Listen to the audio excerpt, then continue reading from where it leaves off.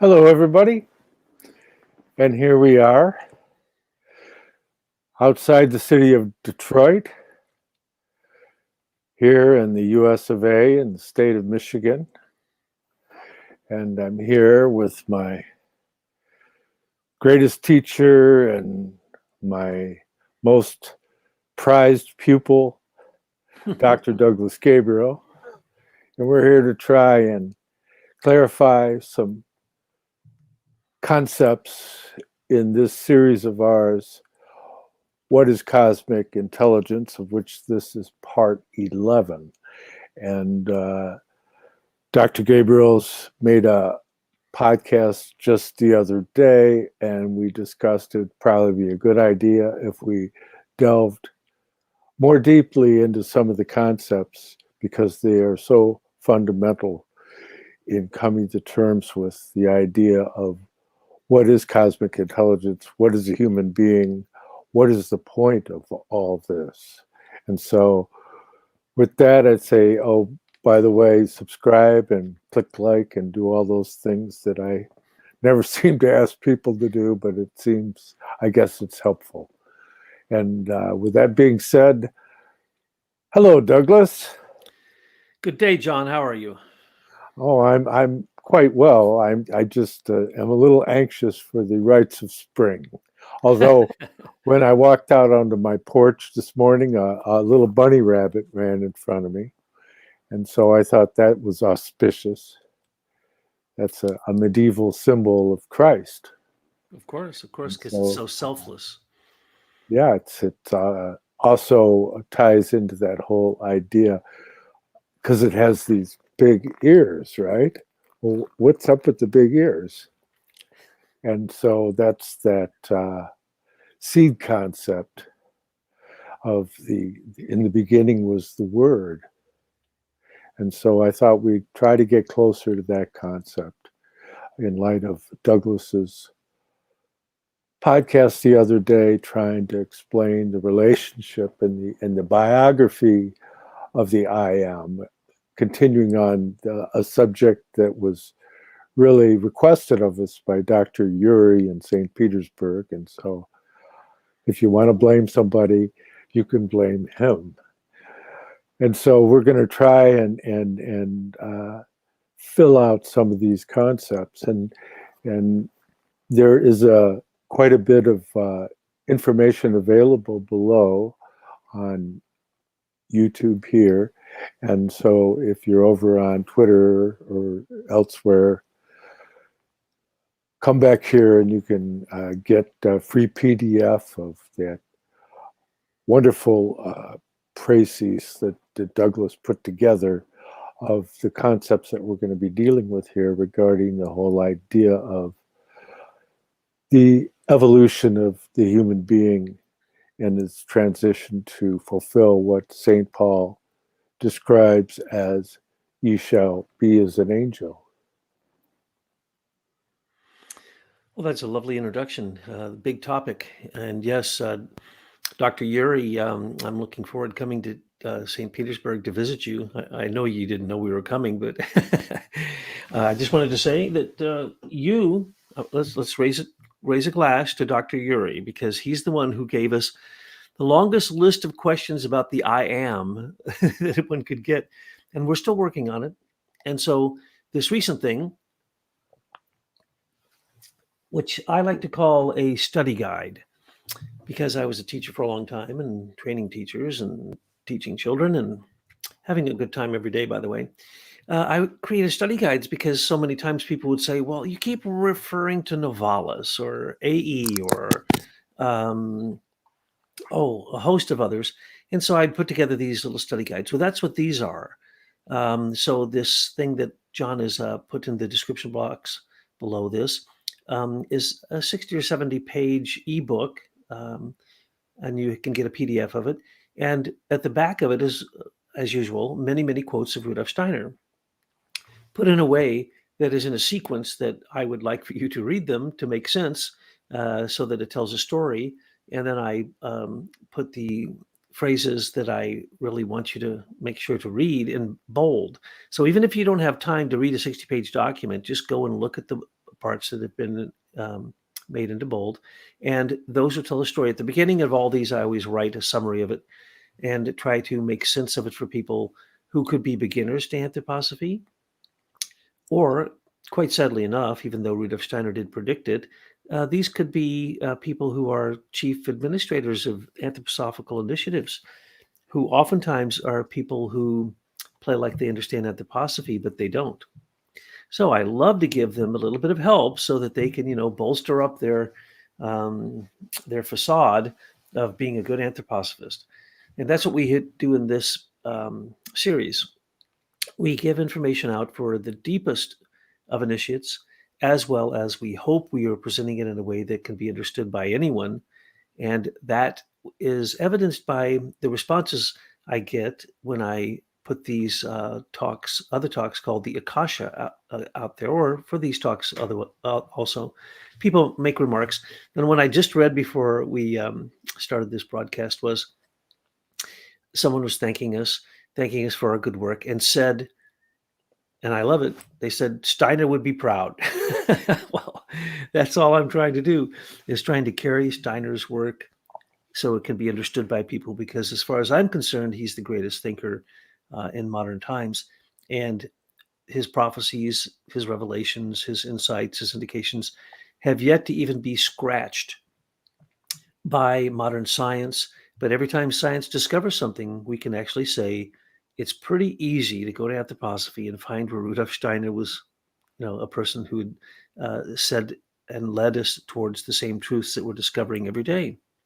So as we were trying to answer Yuri's questions and also give a coherent presentation on cosmic and human intelligence, well, we had to talk about cosmic intelligence. In other words, the Christ consciousness, cosmic Christ, or what Steiner calls the Sophia of the Christ, or the wisdom of the Christ.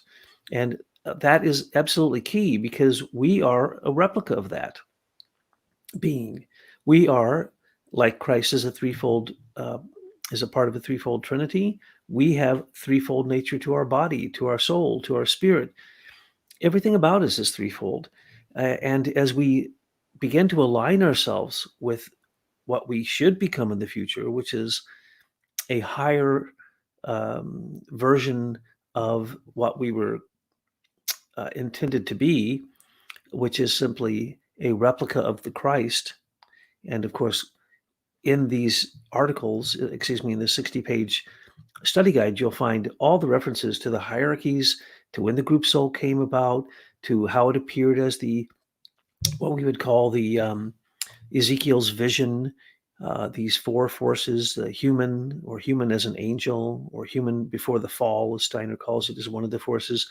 And then the lion, the bull, and the eagle are an image of the ancient group soul, so ancient that hardly anyone can comprehend it.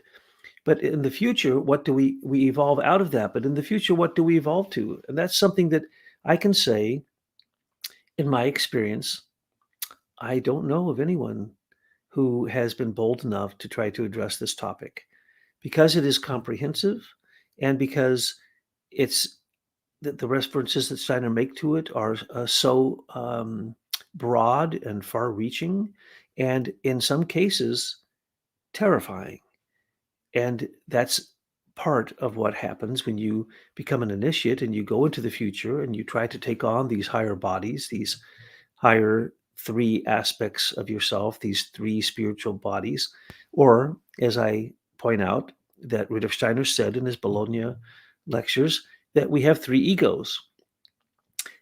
I don't know a single anthroposophist besides Sergei Prokofiev and perhaps John Barnwell that has ever addressed such a question. We have in some of our articles. That's because without understanding that, I don't believe you can truly understand the goal of evolution. And when you want to talk about creation, you also need to talk about where creation is going. What is the goal of creation? And unfortunately, that is skipped by so many cosmologies. And I mean religions, traditions, all the spiritual teachings, philosophy. Where do they say we're going?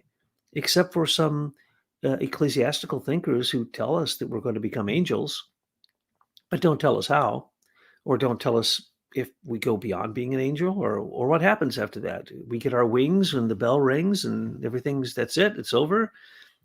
No, Rudolf Steiner gives the most comprehensive Western Christian understanding of things that have been taught all the way back to literally the oral traditions that go back to 10,000 BC, 10,500 BC, the last sinking of Atlantis, the creation of the Brahmin culture, the ancient Hindu culture, tells us all of these things, but not how to get there, or what that looks like, or what that feels like, or psychologically, how does that play out? And that is the key factor. And the reason that group souls are so little understood, and by the way, the most common remark was, thank you for telling us about the group soul of our domesticated animals. So we're going to have to spend a few moments talking about that, because that is as important as whether people become angels or not. They're more concerned even with their animals and their relationship to their animals. And I only slightly indicated in the talk that accompanied that study guide what happens, and it is scary, folks. And if you understand your relationship to the group soul, then you can understand your reincarnations and what everything about it, how long it will take between incarnations, what that will look like, what will happen. All of that is in relationship to your connection to the group soul. And the saddest, and yet in one way happy, if you're part of those who are part of progressive evolution, as Rudolf Steiner calls it, if you know what you're about to become, then you can simply surrender to it and accept it. But if you don't, and that acceptance is to go into a spiritual group soul of the future, it's called the life spirit, and that's the reason the title is From Group Soul to Life Spirit. So are we going to move towards the life spirit, to a spiritualized world ego where every individual in that collective spiritual consciousness is a Christian being? Or are we going to fall to the dilemma of our age, which is devolution into the animal group souls, which is a very scary topic. And I don't even know if John would like to go there today, because in our personal conversations, of course, we discuss these things, but many of these things are quite terrifying for those who are not prepared for them. But the point is, are you going to fall back into the group soul and go into the characteristics of race and nation and individual languages and family and religion? Are you going to fall prey to the group soul of bankers, of commerce, of economy?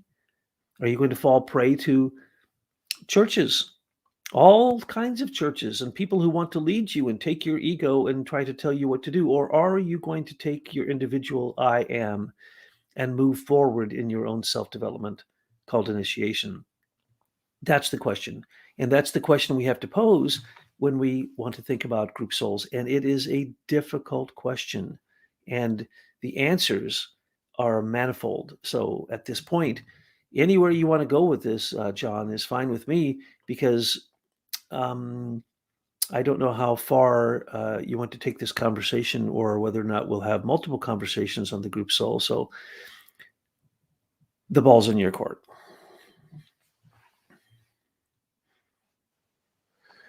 Yes, well, that's the beauty of studying Steiner, is that you're never quite done. So sure. When you consider that his body of work, as I've made reference on many occasions, it occupies some 36.5 feet of shelf space. That's his personal corpus of work. And so you look at that, and then when you study it for over 50 years or something like that, and then you realize it really is internally consistent. And when you look at that, and when you consider the ramifications of that internal consistency, it's like, could you possibly make it up? No. it's inconceivable that there would be something that you just fabricated over many years that was internally consistent. And so we have to take his work very seriously, but out of the greatest freedom.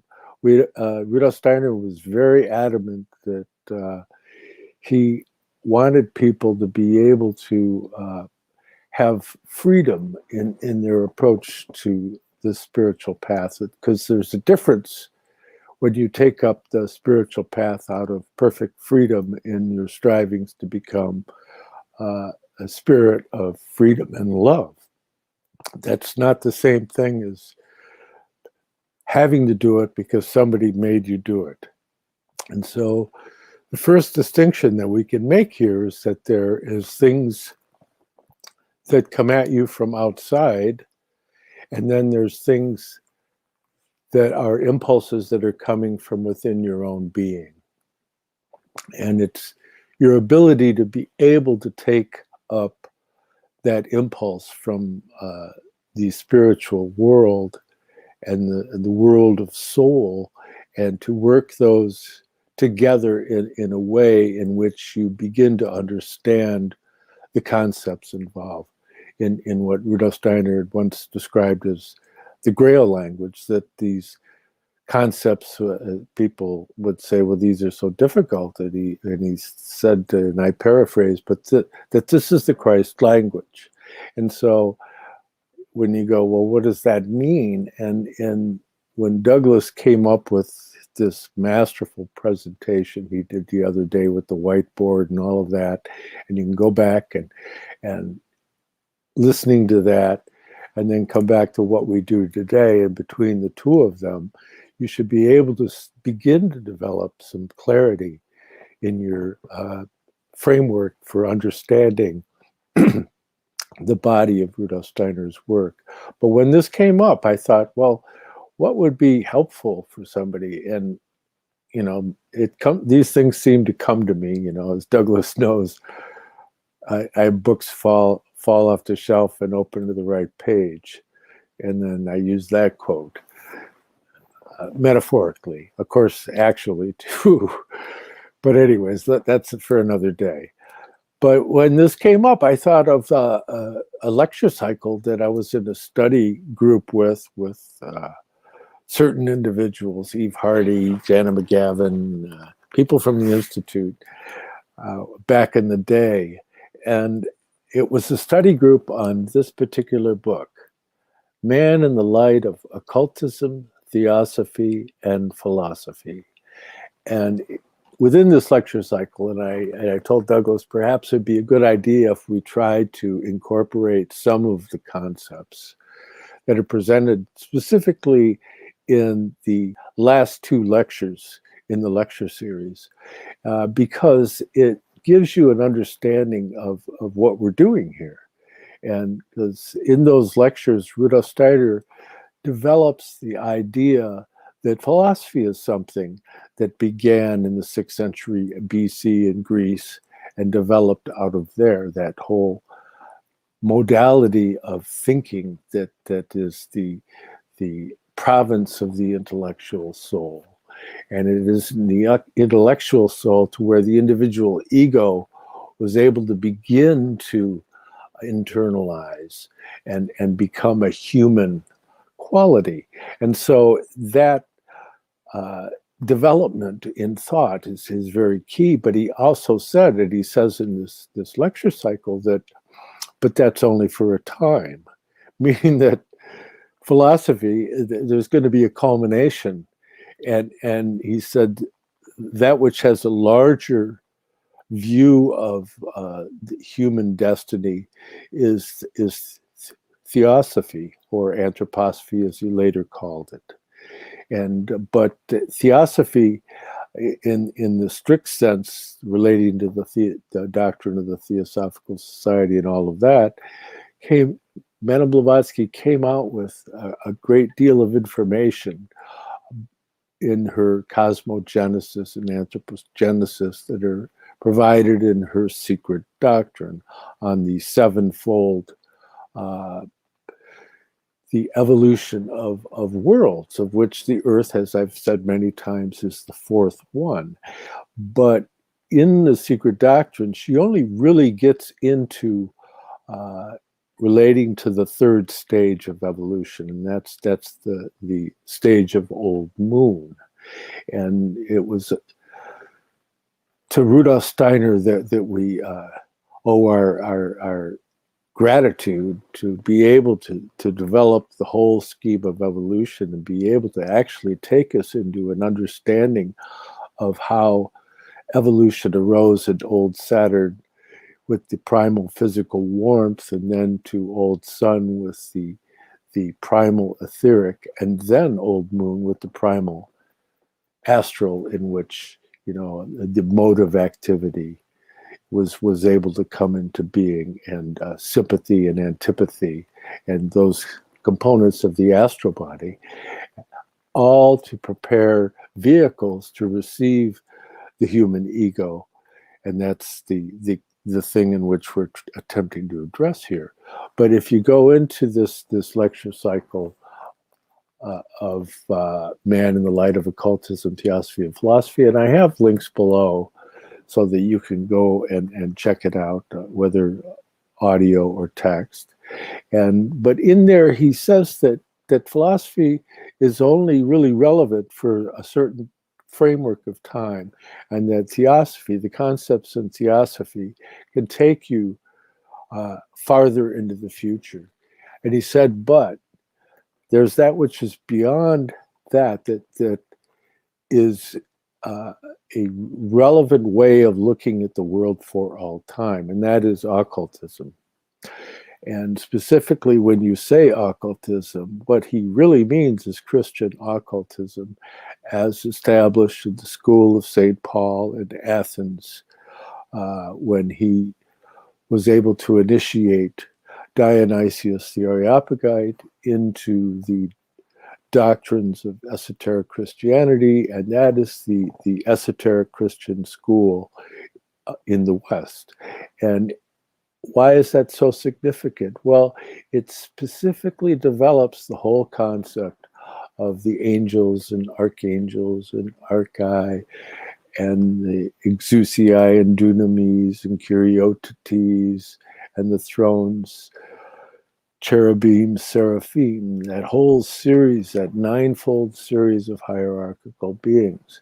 And when one begins to talk about the human destiny, and as far as the ego and how it relates to all of these vehicles, it's due to the efforts over great vast periods of time of this multitude, this choir of spiritual beings, that mankind came into this. And so that's what I mean when I say occultism, that you have to be able to be conversant within the realm of thinking that has those types of concepts, so that you can have a truly living thinking.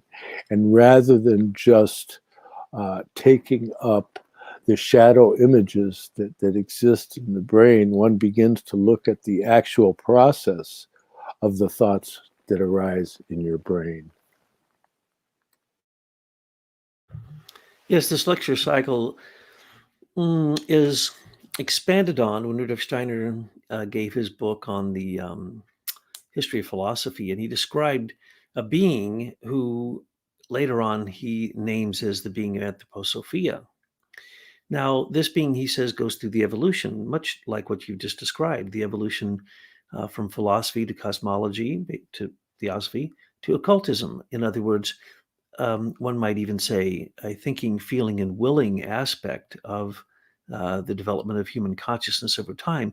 But to begin with, you need to start off as a thinker, an individualized thinker, no longer part of the group soul, no longer following the priest king, no longer following a specific race or tribe or nation, but we can start to have individualized, free thinking.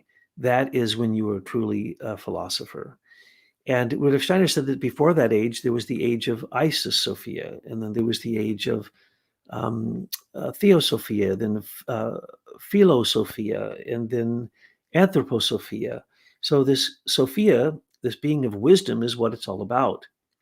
Well, the animal group souls are nothing but wisdom.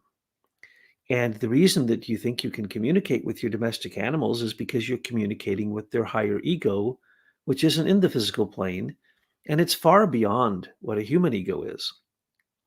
So there are beings who say, oh, yes, I talk to my cat's higher consciousness, and my cat is talking to the spiritual world. Well, that's really not far off.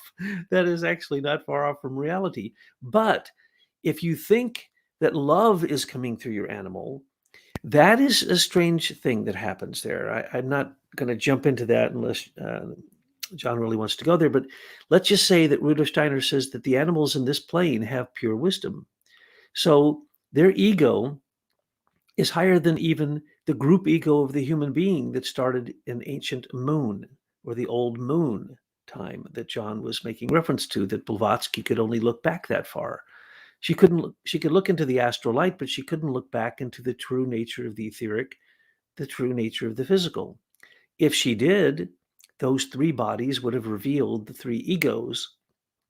Now, she talked about, of course, the Nirmanakaya, the Sambhogakaya, and the Dharmakaya, or Manas, Buddhi, and Atman. Rudolf Steiner calls them spirit self, life spirit, and spirit man. And these are the three higher egos. Well, she couldn't look into those because she didn't understand Christ, and that was her limitation. So any psychic that goes into the spiritual world that doesn't see the etheric Christ right now is not seeing a true vision of the etheric. Perhaps they're seeing their projection in the astral light, which is what you come to first in initiation. But they might not be able to penetrate into the etheric or into the physical.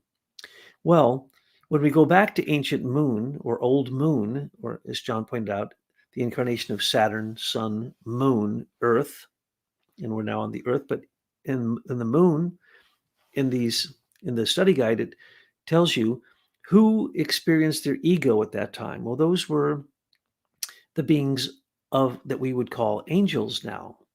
And they were going through their egohood at the same time that human beings were beginning to form out of the cosmos, out of the starry realm, this Ezekiel's vision of the human being, the archetypal human being, which is an angel, which the angel represents your ego. It represents the philosopher. And then there's the angel, and then there's the eagle. And of course, the eagle, well, the angel is, of course, the fixed sign, Aquarius. The eagle is, of course, the original sign, the animal sign for Scorpio, which represents thinking in your head. And another part of the archetypal man is, of course, the lion, and that represents the human heart, and of course, Leo in the constellation.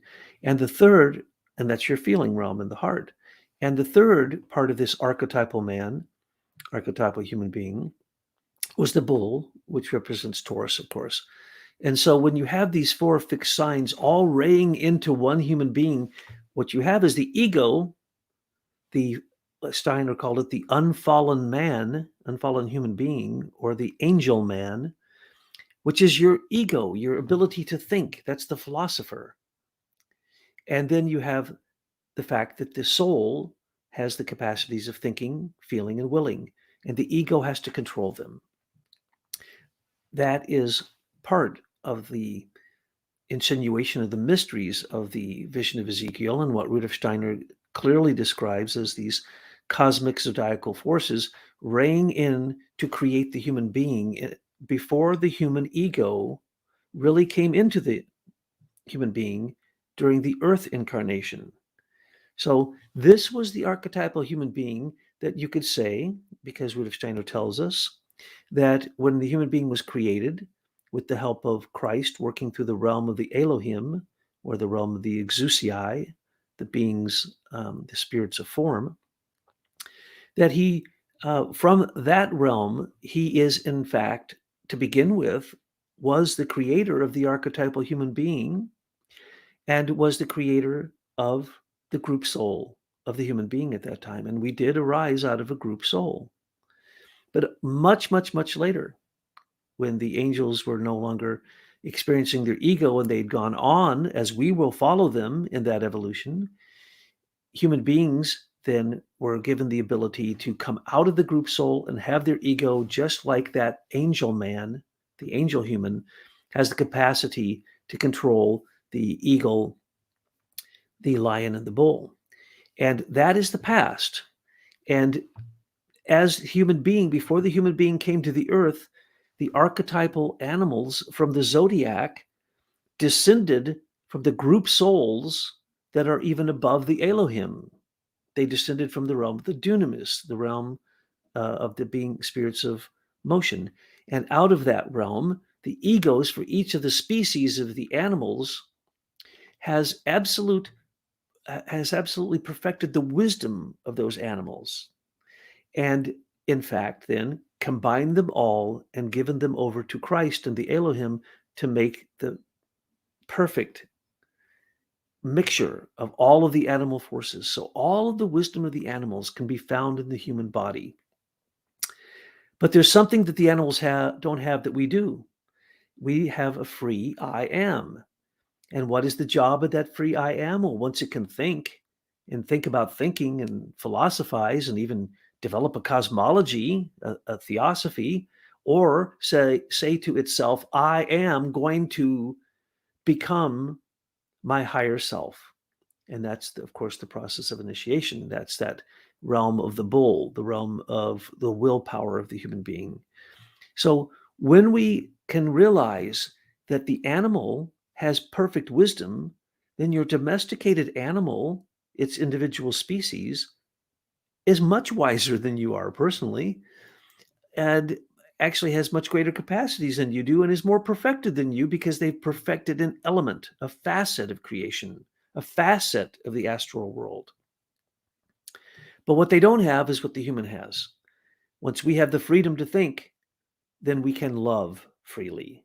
And that means loving not because you're the same race or the same nation or the same tribe or the same religion or the same family or the same sex or the same whatever. It doesn't matter. If you love out of that kind of compulsion, then that isn't free love. When love is free, it is a deed that is given to whoever it is that needs it, because you're now the conduit for the spirit. So animals, when they love, they're imitating humans. Now that creates a problem for the animals. It means that they don't get to go back to the group soul necessarily if they have become humanized and start to have the capacity to bring in love when it wasn't supposed to come in out of the spiritual world through the ego of these higher beings. It was wisdom that fills the animals. And we're supposed to learn that wisdom. And in fact, eventually, I'm very, very sorry to have to tell you this, in case you didn't know it, but if you study anthroposophy, you already know this. The animal world will be no longer after the Earth goes into the Jupiter phase, which is a long, long time in the future. Because why? We will have re-internalized all the wisdom of the animals in ourselves. And what is that? That's a dragon. When all the animals of the zodiac are all combined, it's two dragons biting each other's tail. And that dragon is in us. That is us. As a matter of fact, Steiner says the zodiac, the entire starry realm all around us, the spherical zodiacal realm, rays into our head. That's why we have a round head. And when we're looking into the starry sky, we're actually looking at the human head. It's a replica of that.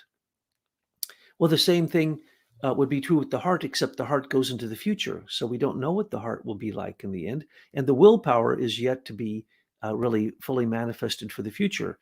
So as we evolve, the animals will be dropped off, the plants will be dropped off, the minerals will be dropped off, and all that will be left in the end is what was there to begin with, the impulse to create the human being, to evolve out of a group soul into higher hierarchy. And this thing with animals, domesticated animals, when you give them your love, like the Tibetans have temple dogs, and they consider them to be the reincarnated masters sometimes. So who is the animal? What can work through an animal? You can't quite describe it because the animal is in most capacities beyond the human. But the animal that relates to another human and takes on that love, they don't go back to the group soul. They evolve into something else. And they're actually separated from the group soul. And Steiner says that the apes are a perfect example of that.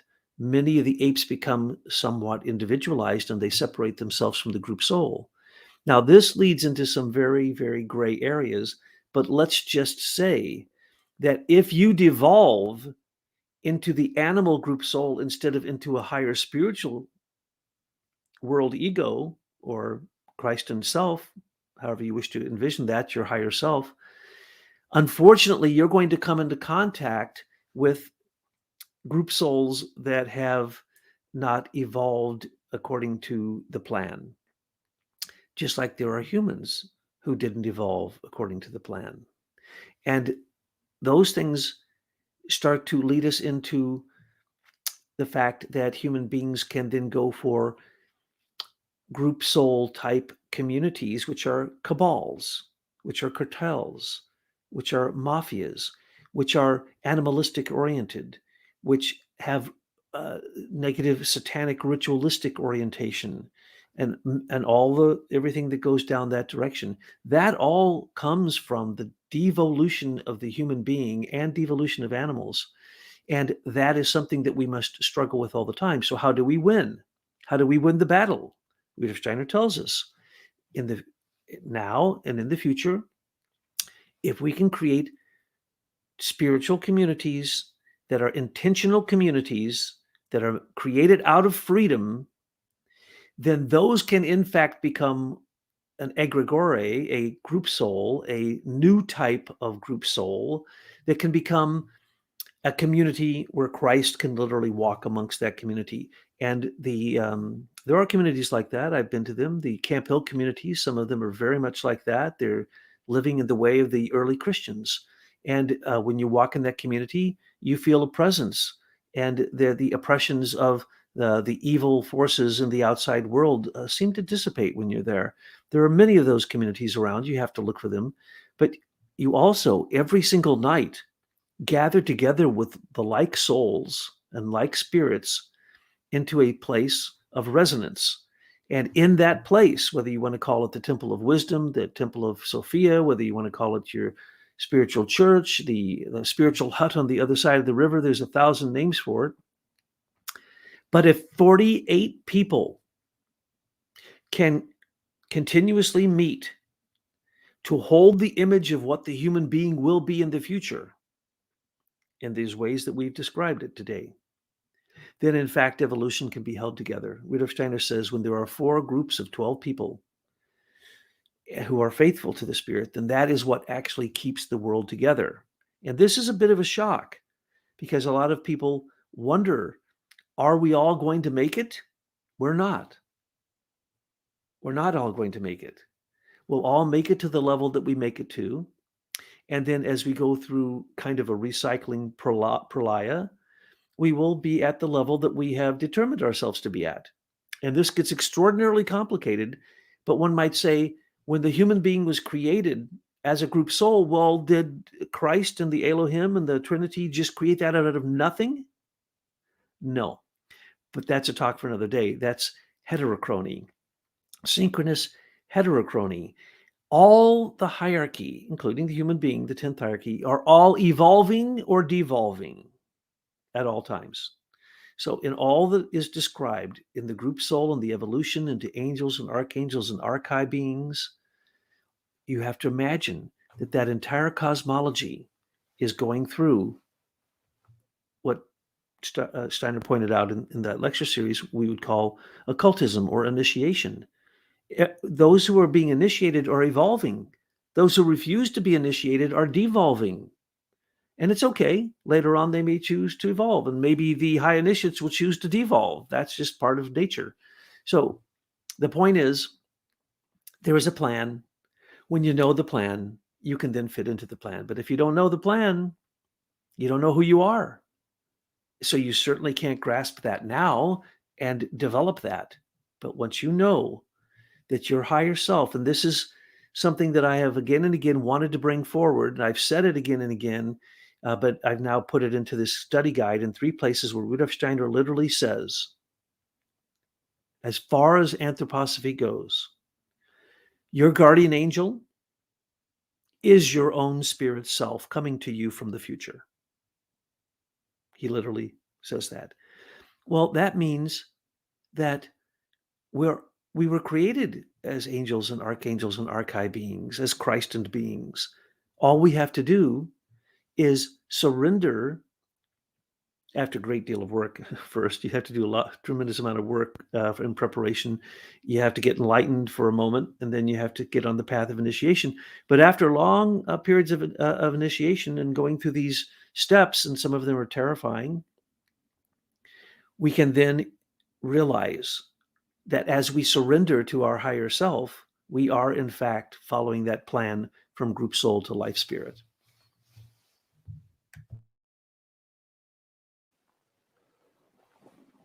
Yes. And by the way, just as a tip on communicating with animals, if you mentally picture what you're talking about, they pick it up right away. We used to have this cat, Siamese cat, and Pasha.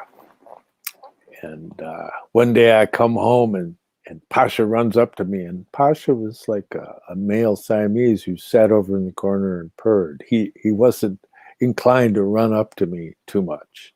And so he ran up to me and looked up at me, and I got this mental picture of the basement. There's this door down there into this closet, and we kept his litter down there. And he looked up at me, and I could see the door was closed. Perfect image. So I went downstairs, and he's running at me and looking back, making sure I'm still there. And I go all the way down to the basement, and yep, the door was closed to the litter.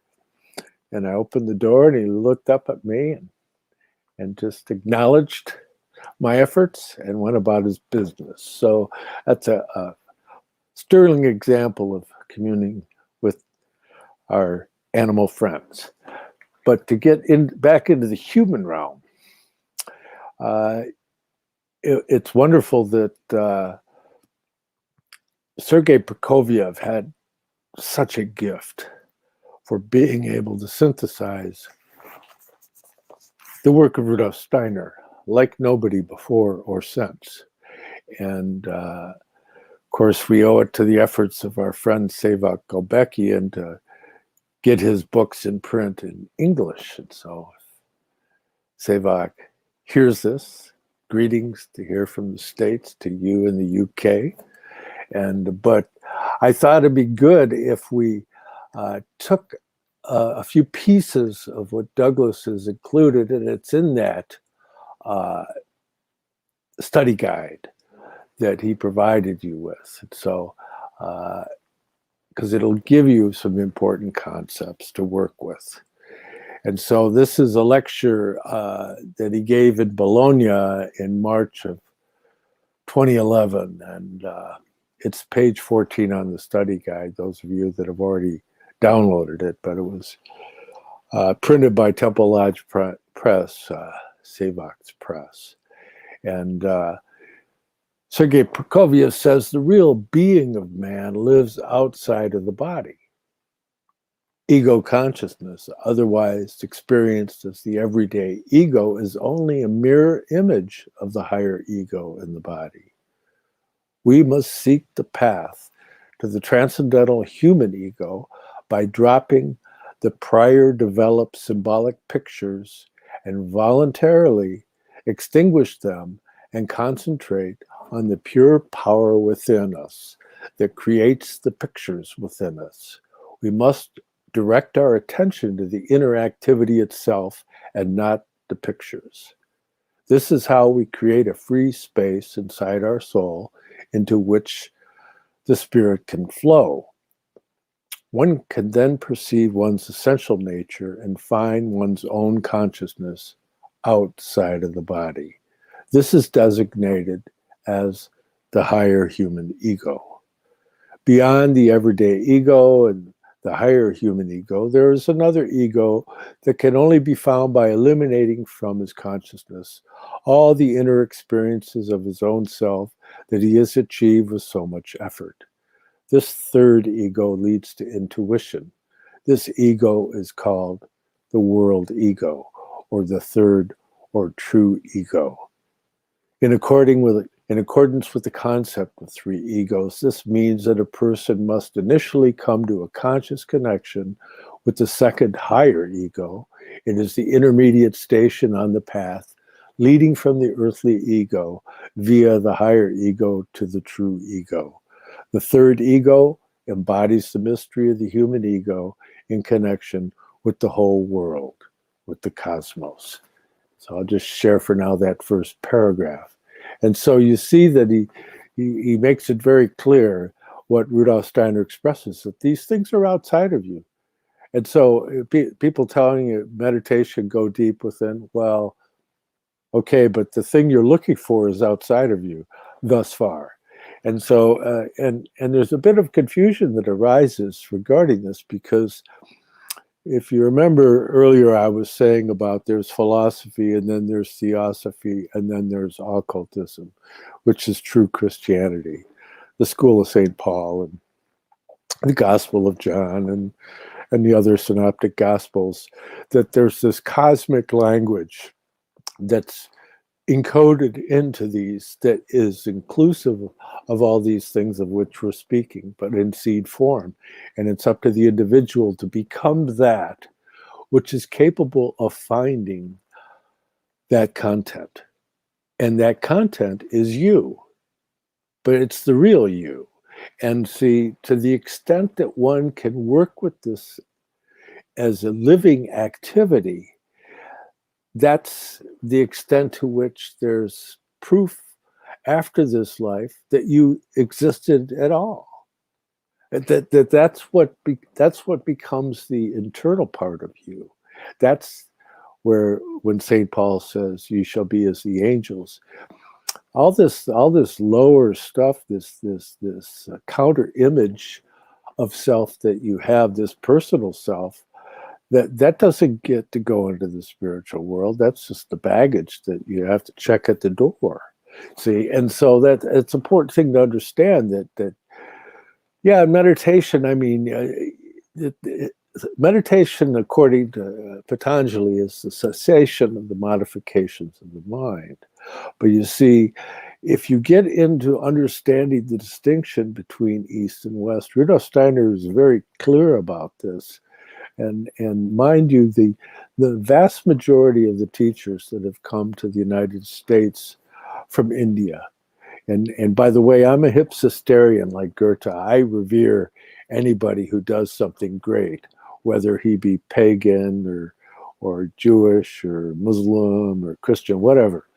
I deem as worthy of respect anything that arises from any community, because there are elements of all of them that will enable them to move into the future. And so as we move through all these different cultures and we learn all these different things, it finally gets to the point to where even the concept of religion becomes something of the past, because once you get to the point to where you have the actual relationship to the thing itself, because religio means to unite.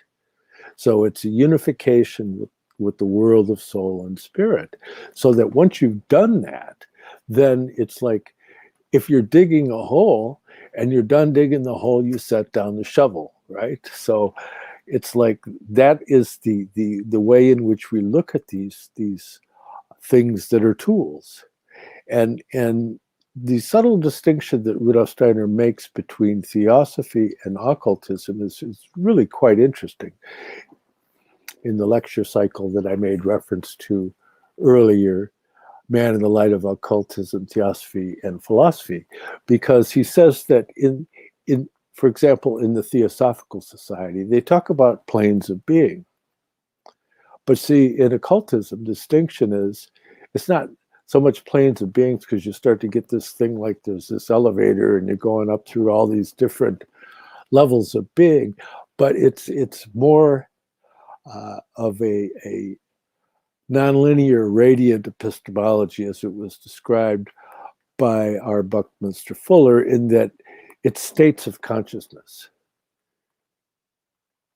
And the planes of being are something that exists because of the way in which we think about these things.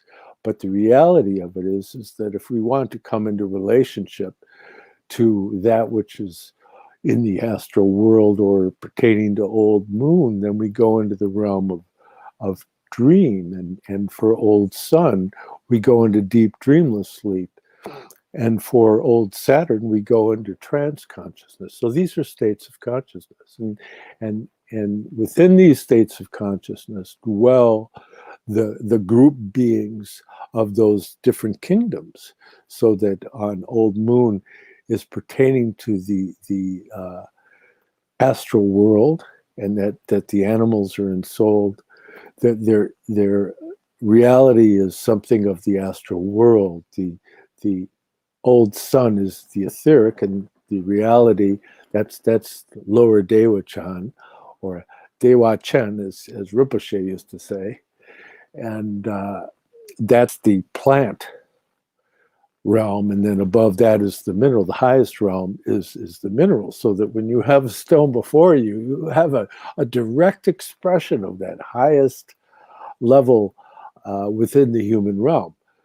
And I say within the human realm because you have to keep in mind that these beings that are above us, angels, archangels, and archai, we'll just use these for an example.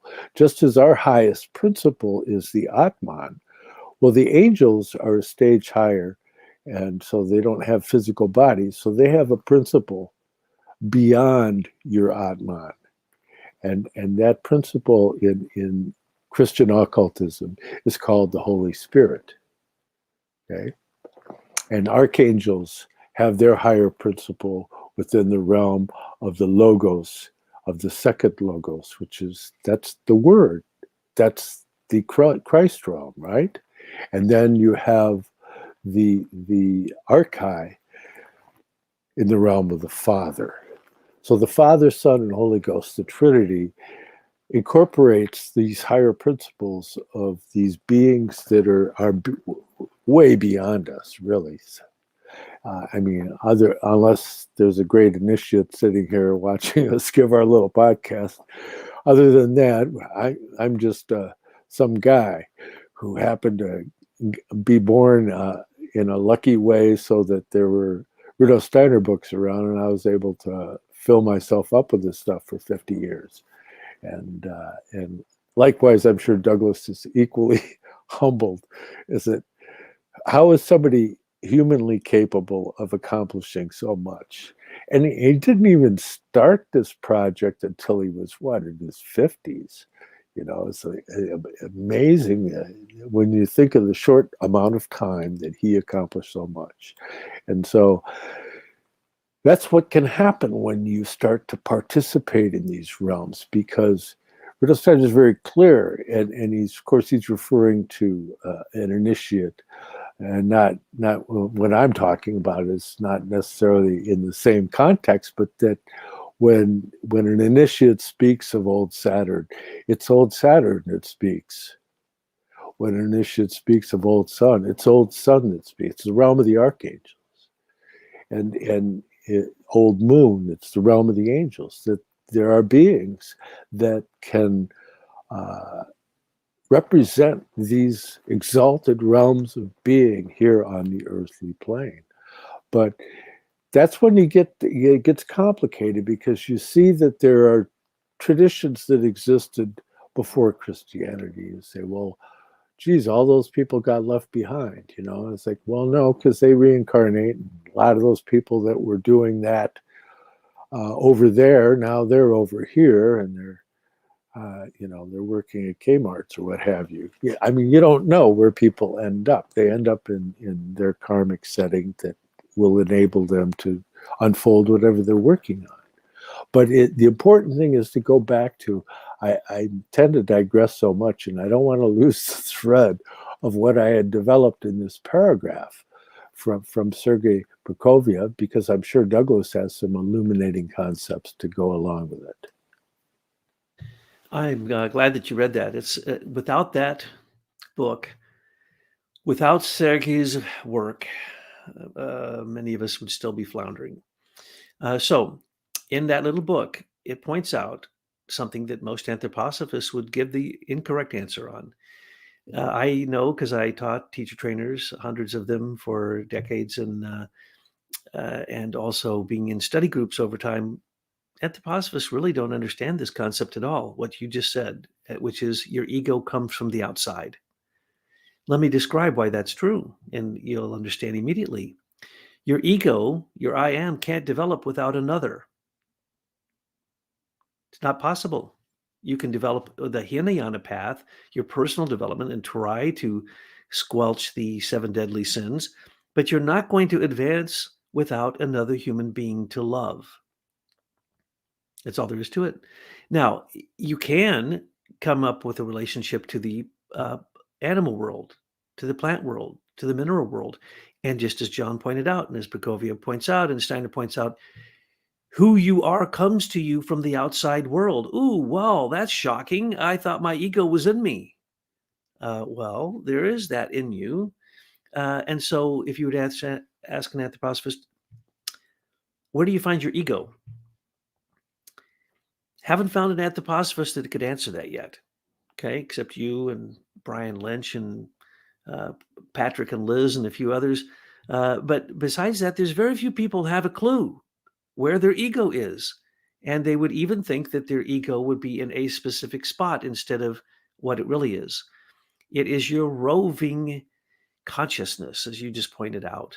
And so it roves between thinking, feeling, and willing, between body, soul, and spirit. It roams, it roams, it roams. But where's your ego? Well, it comes to you from the outside. It was born, obviously, on the inside of you. But Rudolf Steiner points out in that one lecture, and only in that one lecture, as far as I know, the only place he points out, which would give the answer that most anthroposophists would fail the question, how many egos do you have? They would say, well, you have your lower ego and you have your higher ego. And all 3 spiritual bodies are all one ego. Well, in a limited sense, right now on Earth, yes, we're not going to go beyond spirit self in terms of true embodiment until we go to the Jupiter incarnation. So you could say that only in a seminal fashion are these 3 higher egos in you. So an anthroposophist would say, well, you have a lower ego. It doesn't count because you can't get any of that into the spiritual world, just as John just described. And then you have your higher ego, and that's really not I, but Christ in me. And that's it. That'd be as far as they could go. But no, Rudolf Steiner says that in this one lecture, and only in that one lecture, the world coming at you is bringing you your ego. Your ego on the inside is coming out to meet it. And that's a current from the outside and a current, C-U-R-R-E-N-T, from the inside. And he says, but then there's a third current coming from above. And it is your real, true self. But, and here's the sad part, they don't describe, either Steiner nor Prokofiev, what happens to you when you try to ascend into these realms. And it's not pretty. We've described before, it's a path of initiation. So you're going to face your own double. You're going to face death. You're going to face what a miserable worm you are in relationship to the fact that you're so unconscious, you don't know what you're doing most of the time. And it's the most horrifying, awful thing anyone could ever do. It's like your personal nemesis has come to dwell right in front of you in threefold fashion to just tell you what a bad person you are. That's step 1. Then there's the fact that, as we pointed out, you want to go into the spiritual world, then be ready to see it at least, and this is just as an analogy, upside down, backwards, and inside out. And until you can see it that way, and when you do see, you don't use any sense of seeing, you don't use your senses, you use a combination of all 12 senses, and even then, only the parts that can understand what is eternal, or what are the spiritual laws, the universal laws that we see in the outside world and inside ourselves, and manifesting from the spiritual world. Once we have those then become a language for us. But until we have them, we are upside down, inside out, backwards, and just confused. And stage one means that you're going to become the Virgin Sofia. That's your true ego, is the Virgin Sofia. It is the washed and cleaned, purified aspect of yourself that is virgin, because you can't take anything from the physical world into the spiritual. So you are a virgin when you reach there. You are seeing it essentially for the first time. And you are supposed to be prepared to marry Christ as the lamb, the soul marrying the spirit. But then you have to give up everything, as John said. Everything, as Prokofiev pointed out, everything. Give all that up to go to the next third step to reach the current coming from above. And that is beyond anything that except an initiate could actually understand or describe. Thank heavens we have Steiner as an initiate to describe it to us, so that we can at least look forward to the future. Yeah, but to clarify, true ego really is that highest level. The Virgin Sophia is that thing that can be developed as we move into the next period. We can start to transform the consciousness soul into the spiritual soul, and it's that spiritual soul that will unfold the capacity for the spirit self. And the spirit self is essentially that Virgin Sophia, which is the representative principle of the Holy Spirit. It's just so we don't confuse topics by using adjectives and verbs and so forth. And so to get into this and take it a step further, so that where am I here? Okay. So Prokofiev continues.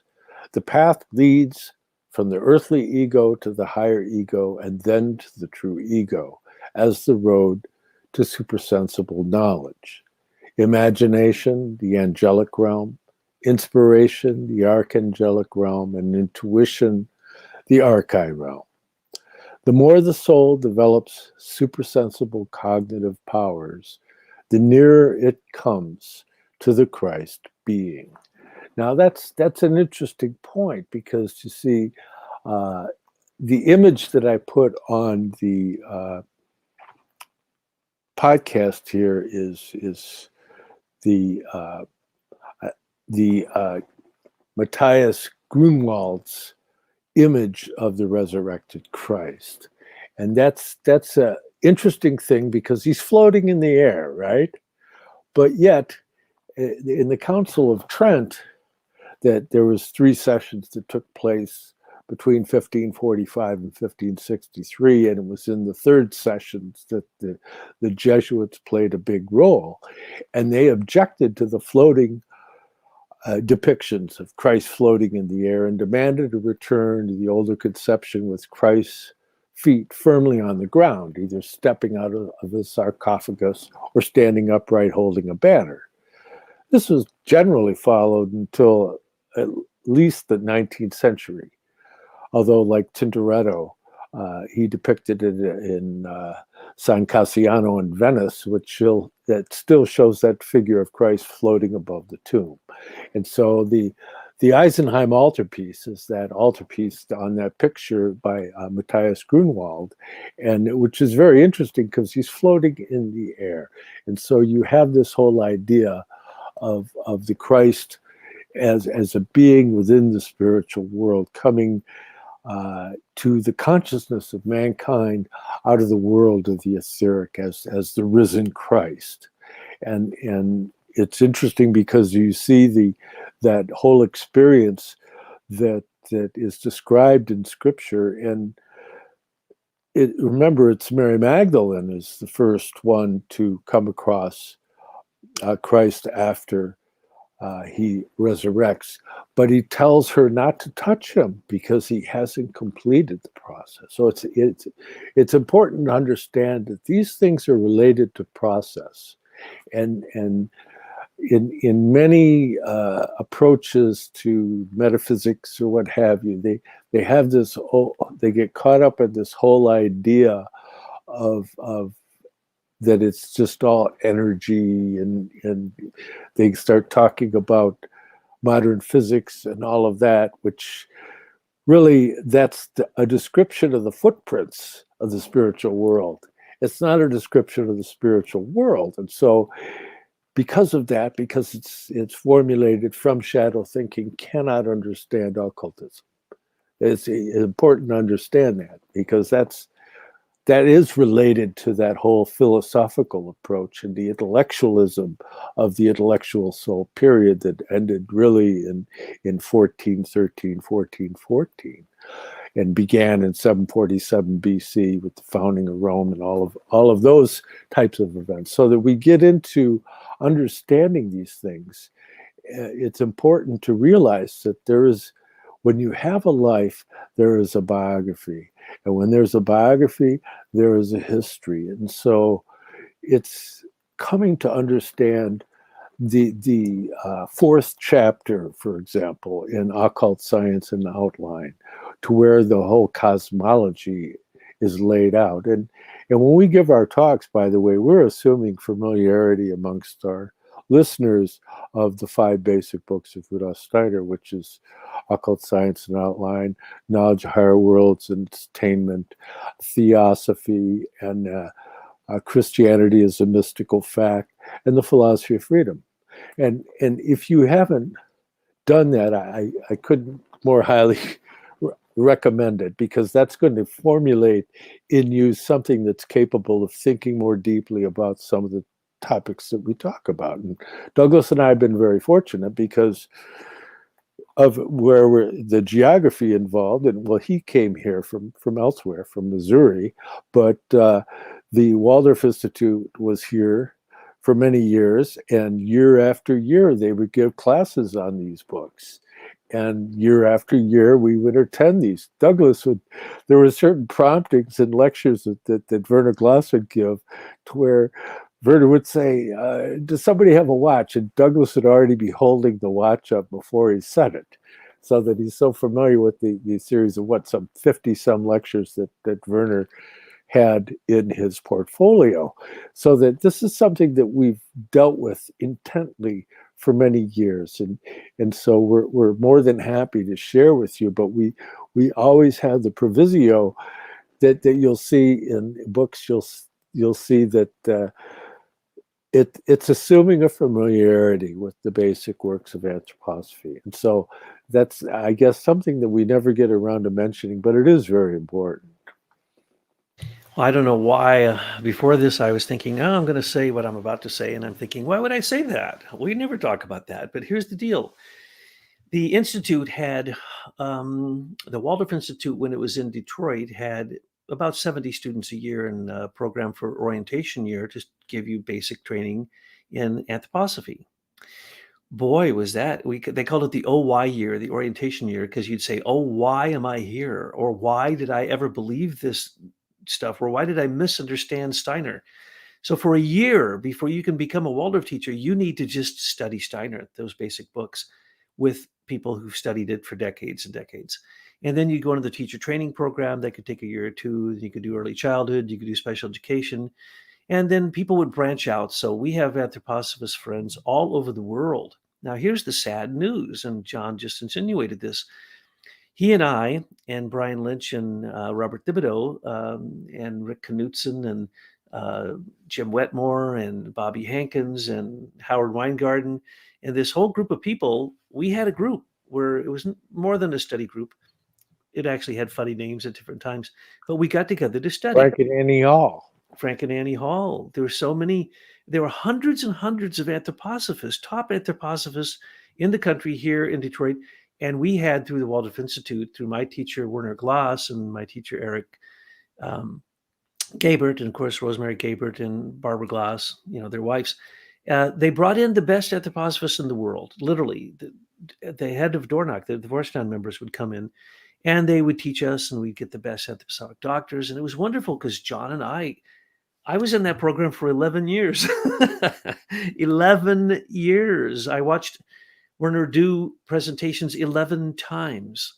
One time during one of them, probably the 9th or 10th one, he got called away at an emergency, and he turned to me, he goes, "You know it well enough. Finish this lecture." That's how close I was to Werner Glass, who I consider to be Mr. Waldorf in America. Plus, I studied with Rene Carrillo and all these different people. And my job for a while was to travel around the world, meeting old anthroposophists who had known Rudolf Steiner, so I could ask them a series of questions, so I could derive from firsthand experience of people who knew Steiner what Steiner was like. So that was my mission, that and reading every single thing in English, because I don't read German. And so John and I had the benefit of we could bounce this stuff off each other. And don't forget to add the adage that, and David Spangler, our friend David Spangler, found this too. He did a similar thing. He went and met all these old anthroposophists that had known Rudolf Steiner, and the one thing that they all had in common and what they said was that Rudolf Steiner was always telling jokes. Yes, that's what every one of them said. So what impressed you most about Rudolf Steiner? Every one of them did not hesitate. And I don't know how many dozens I've interviewed, said the same thing. His incredible humor. You're going, what? Steiner is not funny. Trust me, he's not funny. They'd say, no. He was telling jokes all the time. As soon as he'd get out of the lecture, he started on jokes all the way back to his house, and he'd light up his pipe and then tell more jokes. And so people would go to his house afterwards, and they wouldn't discuss the content of the lectures. That's the reason he didn't go any further, because these people were into just, unfortunately, in many cases, being entertained. So Steiner, that, and then the second thing they all said, every one of them all agreed, the depth of his eyes. They said, if once you look in his eyes, all questions dissolve. There's nothing left to ask. You're in the presence of a master. But the master is making you laugh about silly little things in life, and you're the most common things you could ever imagine. Never, ever.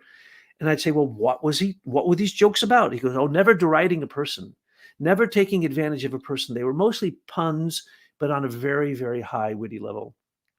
So I've noticed this in the great beings that I've met in this lifetime, human beings. The greatest ones all had a fantastic sense of humor.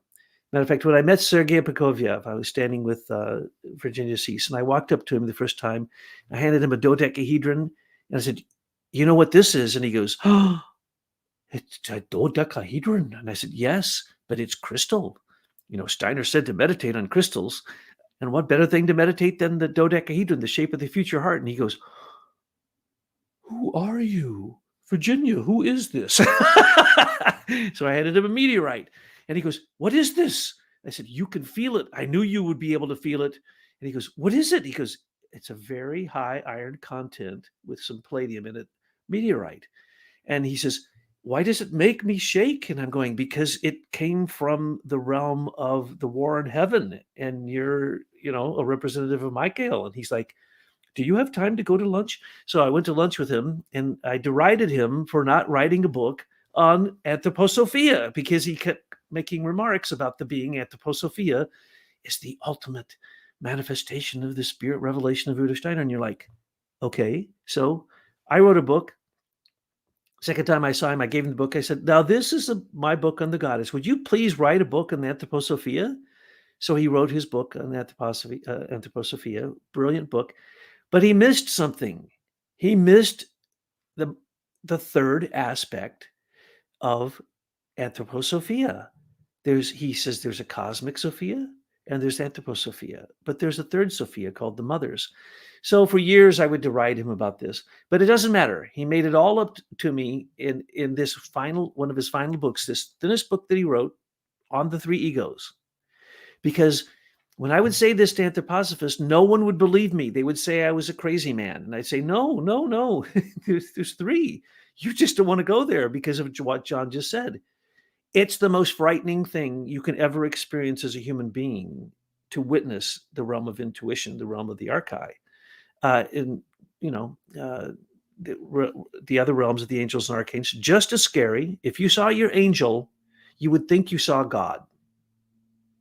And yet, who are you seeing? Rudolf Steiner says, you're seeing your higher self, your own guardian angel. Highly likely, according to Rudolf Steiner, he literally said it is equivalent to your spirit self. So that's what my message is in anthroposophy, is get to the bottom line. Don't tell me about two aspects of Sophia. I want to hear you talk about the third. Don't tell me about two egos or one ego. I want to hear about the third. And I want to hear about from beginning to end. Because if you can't see from beginning to end with a cosmology, it's not a coherent, complete cosmology. But I got a degree in anthroposophical studies, a BA in history, and a BA in psychology, and a master's in Waldorf education, school administration, and all this stuff. John and I worked together in Waldorf schools. We worked together in teacher training institutes. So when we're talking out of, what is this, John? I don't know. I'm too old. 40 years of experience. It's astounding. So out of 40 years of experience, we finally came to some insight and thought that we should share it with you. Yeah, and that is, don't forget to tell jokes. That's right. Oswald's asking, did you ever meet William Irwin Thompson? Oh, he's a good friend of ours. What are you talking about? I talked with William Irwin Thompson on the phone and in person probably 100 hours. I consider him to be one of the greats. We influenced him to take up anthroposophy, remember, as well as David Spangler being his good friend. We were in conferences. I was a teacher in conferences with William Irwin Thompson not many times, a dozen times. And in the old days, we would travel. Every new book William Irwin Thompson came out with, we loved. Matter of fact, I quote it all the time. The Americanization of nature. He says churches have been replaced by the mall, by consumerism. Education has been replaced by entertainment. And what's the third one? Spirituality and religion has been replaced by what he calls the Disneyfication of America. You have to get on a ride, and the ride takes you for your experience. You don't walk. You don't do anything of your own will. You're just Americanized. You sit and you're entertained. He's a genius. And his thing on history is excellent. I quote him all the time in articles. So yes, thanks for asking about William Irwin Thompson. Yeah, in fact, in the Americanization of nature, he makes reference to Epcot Center. Disney's Epcot Center as being the model of the future. And it's like, and look what's going on right now. let's not look at what's going on. Whoa, the Disneyfication. Yeah, the Disneyfication of America is not quite what we thought it was, is it? Yeah, right. And so, but getting back to our subject, that was a wonderful excursion, and we'll do more of that in the future. But so if you get into Prokofiev again, he continues, the true ego is inseparably connected with the Christ being. The understanding of it leads at the same time to the new Christ consciousness within man. Christ is the only one in the spiritual world who possesses the consciousness that pervades everything in heaven and on earth. A complete union with Christ is only possible at the level of intuition, the spirit man, but begins with the level of inspiration, life spirit. This happens with the help of the physical body, which in this process assumes the role of a mirror in which the reflection of the ego appears, thus enabling a person to become conscious. The true higher ego, however, remains in the spiritual world and can only be found there. The earthly ego examines the physical world of the senses, while the higher ego examines the supersensible world. These two currents must be supplemented by a third current coming to meet them, which is capable of beholding the synthesis of the sensible and the supersensible. The confluence of the two currents may be conceived as given through a possible further development of the life of mind up to intuitive cognition. Only within this third current is that polarity superseded. It is at the stage of intuition where the true human ego, which is so deeply connected with the Christ being, can be grasped. There it is possible to unite both polarities into synthesis, which at the same time is that of heaven and earth, and also represents the conscious path leading from earth to heaven and back again. I'm so glad you brought that quote. It's like the spiritual dialectic. But to me, I think he could only write that, Sergei Prokofiev, because he was already ill at that time. And I think he knew he was, looking across the threshold. And it was one of the great gifts that he gave us at the end. It was to give us that lecture. I don't know anything else like it in all of anthroposophy. So thank you. And we didn't plan this. You didn't tell me you were doing that. But to me, it is the essential missing piece, this third current that comes from above into these two currents from outside and from inside that are meeting each other. Then from above comes the third current. And that's that third stage of intuition that nobody really wants to go there because they're not willing to totally extinguish their self that they work so hard all their life to build up. And that's the part when you think of Christ, it's the selflessness for the pure, free deed of love. Well, that's what we need to do. Well, go ahead, find someone like that. And when you do, please call and give me their name. I'd like to meet him because, as Gandhi said, I believe in Christianity. I just haven't met one.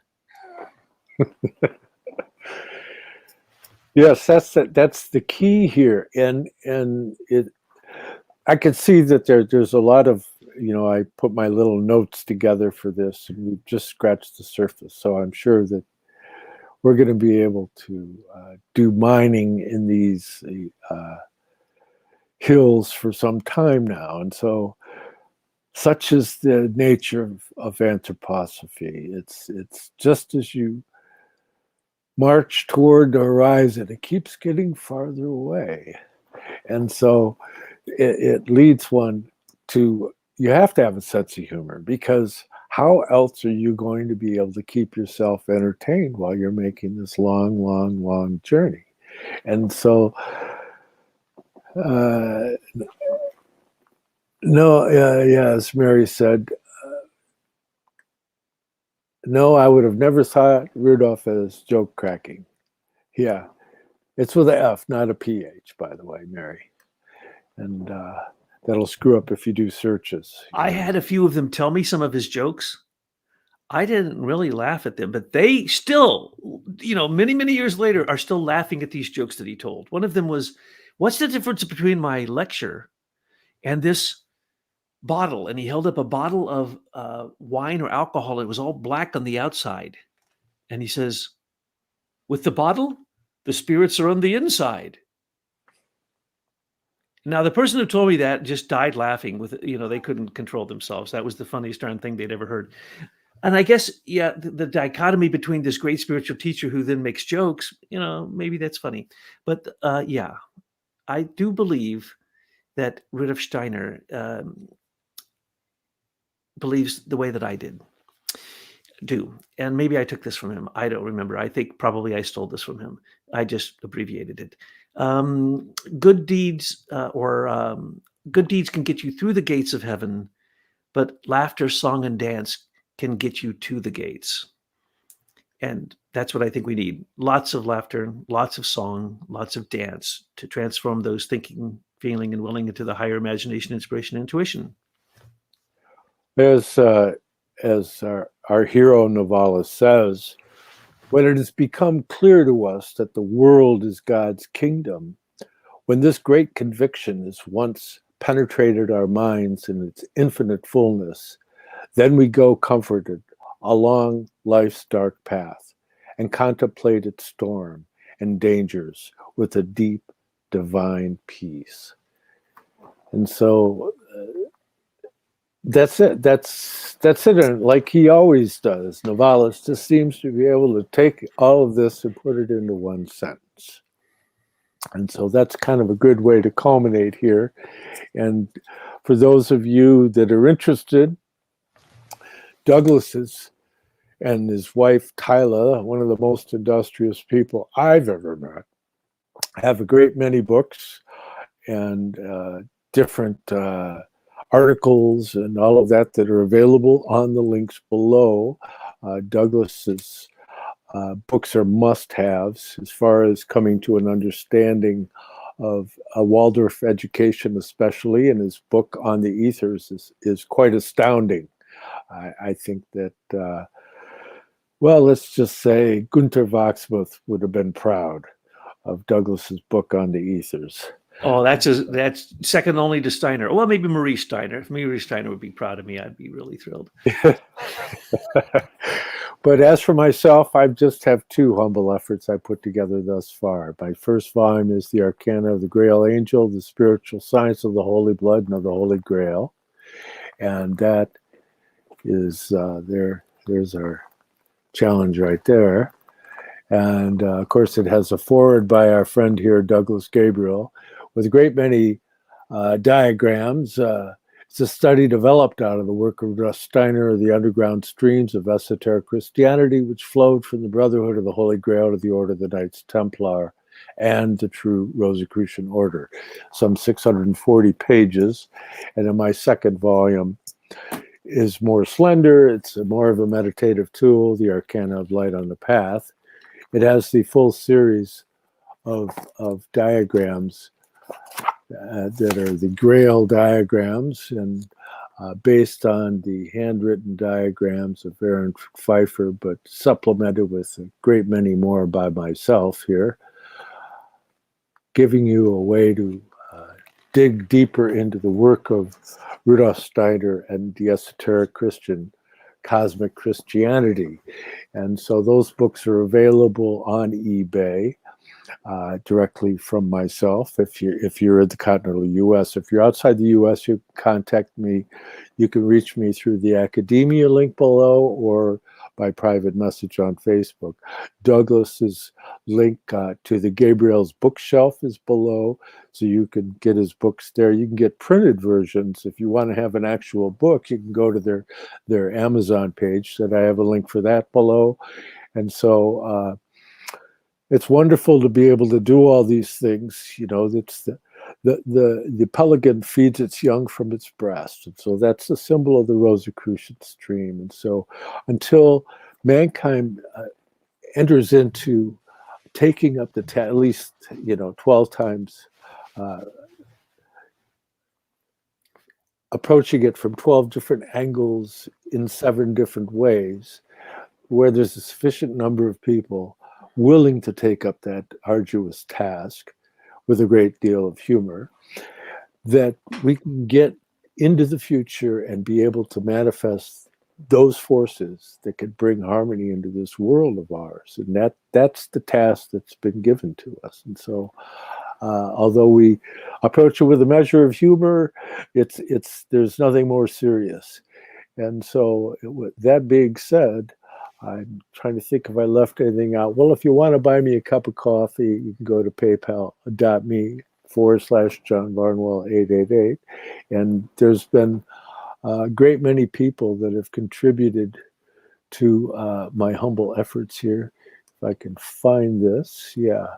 And so I want to make sure I thank that this podcast has been made possible by the generous support of Tyla, Vadim, Vivian, Neil, Christian, Mark, Maud, Druvman, Laura, Paula, Rick, Michael, Beth, Anil, Fred, and so many others over the years. And I just can't thank you enough that I'm able to continue doing this before I pass into the great beyond, and hopefully there's some kind of measure that I actually even existed after that event takes place.